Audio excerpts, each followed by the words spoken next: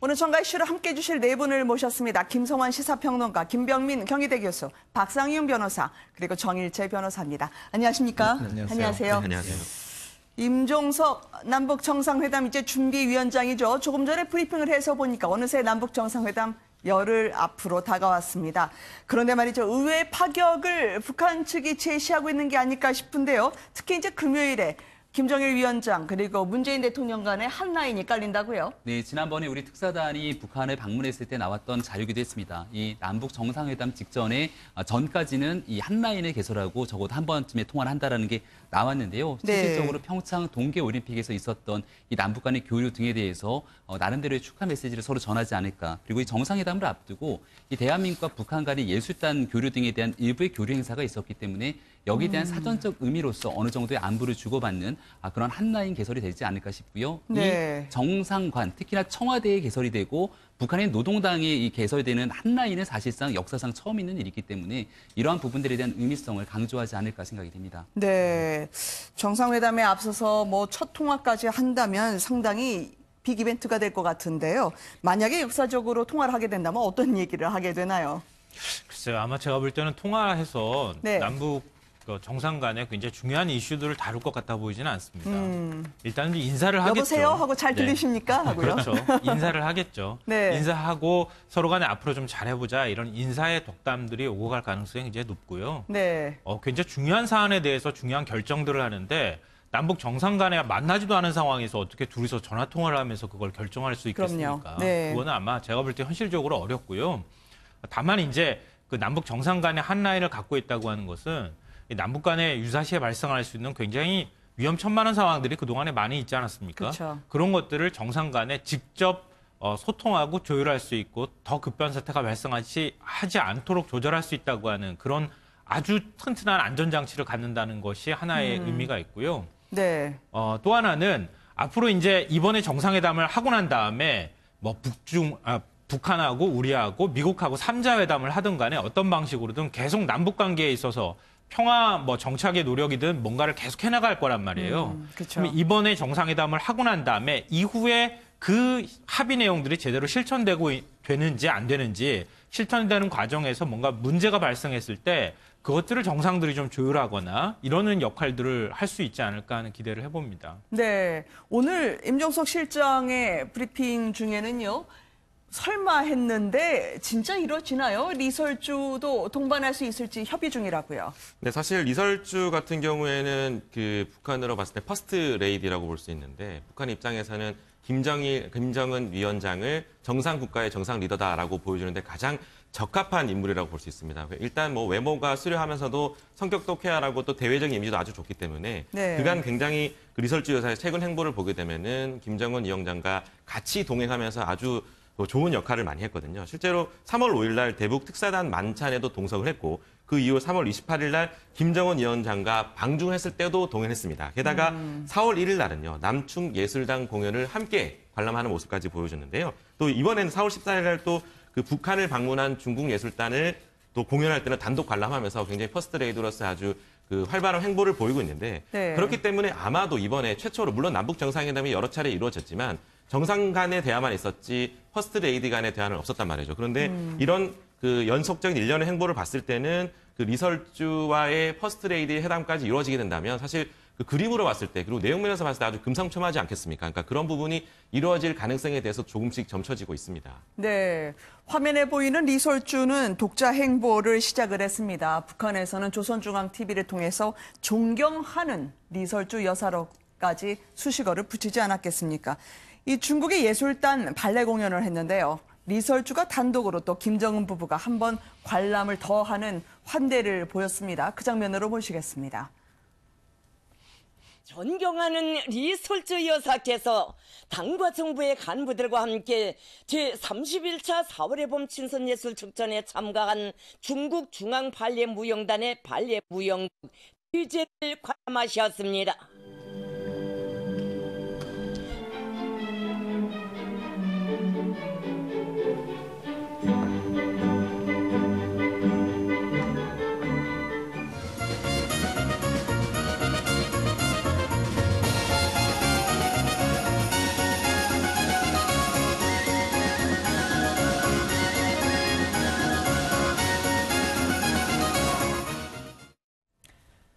이 중국 예술단이 왔는데요. 북한의 일명 로열 패밀리가 사실상 총동원이 됐습니다. 어떻습니까? 이 정상회담을 앞두고 협상력을 끌어올리겠다는 건가요? 임종석 비서실장은 리설주가 동반해가지고 같이 좀 회의에 참석하기를 기대하고 있고 협의 중인 것 같은데요. 네. 북한 입장에서는 이 회담의 성격이 또 판문점에서 열리고 또 이설주가 중국이나 이런 데 갈 때하고 좀 틀리기 때문에 아무래도 회담의 어떤 실효성이라든가 어떤 그 발표의 어떤 좀 구체화를 위해서는 이설주가 참석하지 않을 것으로 저는 예측하고 있습니다. 네. 사실 협상력과 관련해서 생각해 보면 네. 그 북한 입장에서 지금 그러니까 최근까지 물론 좋은 분위기가 있었지만 몇 달 전까지만 해도 미국이 강력한 대북 압박을 했던 거는 북한과 중국 사이에 굉장히 소원한 관계가 있었습니다. 그렇기 때문에 미국 트럼프 대통령 입장에서는 강력하게 대북 압박을 할 수가 있었는데 뭐 이렇게 환대를 하고 중국과는 사실 관계가 돈독하다라고 얘기를 함으로써 북한 입장에서는 미국 우리가 대화를 할 때 우리도 너희가 어떤 그 대북 압박이나 조치를 할 때 중국 그리고 시 주석을 통하지 않으면 안 된다라는 강력한 의지를 보여주는 것 같고, 그러니까 앞으로 어떤 일이 있다 하더라도 우리 중국과 북한과의 동맹 관계는 끈끈하기 때문에 그 부분에 대해서 네. 본인들의 협상력, 그러니까 지렛대가 한 축으로 있었다 그러면 이번에 북중 관계를 원활하게 회복함으로써 미국에 대한 대북 압박을 좀 넣쳐달라, 뭐 이런 것들에 대한 협상력을 굉장히 높일 수 있는 그런 것이라고 생각해서 아주 북중 관계 회복에 대해서는 총력을 기울이고 있을 것으로 보입니다. 네, 중국 예술단을 포함해서요. 봄 친선 예술 축전 일제히 이 북한 측에서 중국과 뜨거운 인사를 전해달라 하면서 보고 있는 장면을 여러분들에게 전해드리고 있습니다. 네. 예, 방금 전에 말씀하셨던 거에서 좀 연장선으로 말씀드리면요. 네. 만약에 북미 정상회담을 해서 북측이 미국과 좀 더 가까워졌다 그러면 제일 불안한 곳이 어딜까요? 중국일 중국이요? 겁니다. 그러니까 중국 입장에서도 북쪽에서 미국하고 너무 가까워지는 것도 굉장히 좀 두려운 일 중에 하나입니다. 그러니까 네. 북한을 좀 붙들 필요가 있다, 이런 점들이 작용했을 거고요. 또 북중 간의 관계는 사실은 전쟁이나 유사시 발생했을 때 제일 먼저 서로 간에 가서 지원을 해줘야 된다고 하는 조중 네. 5 조약을 맺고 있는 나라기도 합니다. 그리고 굉장히 흥미로운 것들을 제가 최근에 알았는데요. 네. 조선인민군 행진곡과 그리고 중국 해방군 행진곡, 이걸 작곡한 사람이 똑같은 사람입니다. 그러니까 작곡자가 정율성 씨라고 하는 항일운동가인데요. 그러니까 북한하고 중국의 군가를 만든 사람이 같은 사람이라고 하는 것이 북한하고 중국 관계가 어떤 관계인지 보여주는 상징적인 장면이라고도 할 수 있을 것 같습니다. 네. 그래서 아마 김정은 위원장이 이제 중국 공산당까지 경험을 배우고 싶다고 얘기한 것 같은데요. 리설주 여사까지요. 지금 단독 관람을 했다고 하는데 이렇게 되면요. 요즘 핵 얘기 안 하고 전략국가 얘기하는 것처럼요. 우리도 정상국가 여사님 행보라는 게 따로 있습니다라고 말하는 듯 싶어요. 그렇죠. 리설주에 대한 행보는 사실상 지난번에 이 김정은이 중국에 가서 시진핑 국가주석을 만날 때도 동반해서 갔던 것처럼 네. 과거 김일성 시대에 얘기했던 일각에 있는 여사에 대한 모습들을 다시 상기를 시키고요. 두 번째로 국제사회에서 우리도 정상국가로 나아갈 수 있다는 모습들을 굉장히 잘 드러내는 것 같습니다. 거기다 네. 덧붙여 그동안 이제 백두혈통으로서 상징적 역할을 했던 김여정의 역할과 리설주의 역할을 좀 구분시키는 것 같은데, 숭타오 중국 공산당 대외연락부장이 북한에 방문하게 됐을 때 비행기로 영접에 나가게 되는 것을 김여정이 직접 나갑니다. 그랬죠. 리수용 네. 부위원장과 함께 나가는데 이것을 두고 어떤 국가 정상이 왔을 때도 이렇게 했던 전례가 없다라고 표현하는 것처럼 실질적인 북한의 내부 장악력에 대해서 김여정의 권한을 굉장히 드높여주고요. 대외적으로 봤을 때 퍼스트레이드 외교가 필요한 부분들에 대해서는 리설주 역할을 부각시킬 겁니다. 특히나 이 중국의 펑리면 여사도 마찬가지고 우리 네. 대한민국의 김정숙 여사도 전부 다 예술이 출신 아니겠습니까? 특히나 이번에 남북 정상회담이 만약에 판문점에서 이 영부인 외교까지 이어지게 됐을 경우에는 이 예술적인 측면에 대한 교류, 그리고 그 다음에 이 남북 정상회담이 정기적으로 이루어지게 된다면 그 이후에 해야 되는 이 국가 간의 교류 협력에 있어서는 소프트 외교가 필요한데 이러한 네. 부분의 역할들을 아마 리설주에게 전담시킬 확률이 높아 보입니다. 그럼 우리가 원하는 거예요? 아니면 북한 측이 해줄 수 있다고 이렇게 분위기를 띄운 거예요? 근데 뭐 우리가 흔히들 얘기할 때 북측이 정상국가로 가는 것을 보여주는 상징적인 장면이다, 이렇게 얘기를 하는데요. 네. 저는 조금 좀 관점을 달리해서 네. 일반적으로 북한을 유교적 사회주의라고 표현합니다. 그만큼 사실 유교적 색채가 강한 아주 독특한 사회주의 국가거든요. 네. 그렇다고 하면은 사실 북한 지도자의 부인이라고 하면은 국민들한테, 그러니까 북한 주민들한테 굉장히 중요한 위상을 가져야지 정상인 건데 그동안에 김정일 위원장 때는 뭐 부인이 4명이나 되기도 하고 정통성 문제가 있기도 하고 그래서 그동안에 부인이 나오지를 못했거든요. 그랬죠. 근데 이번에 보면 존경하는 리설주 여사 이런 표현이 1974년도에 김일성 주석의 부인 김성애 이후에 한 40년 넘게 만에 처음 등장했다는 거예요. 네. 그러니까 김일성 주석의 부인 김성애의 경우에는 사실 항일 운동을 같이 했던 나름의 정통성을 가지고 있었거든요. 그러니까 오히려 거꾸로 생각하면 김정일 위원장 때가 조금 비정상적인 것이라고 볼 수 있고 지금 리설주가 계속 이렇게 나오는 모습이 어쩌면 네. 원래 모습대로 되돌아가는 것이다.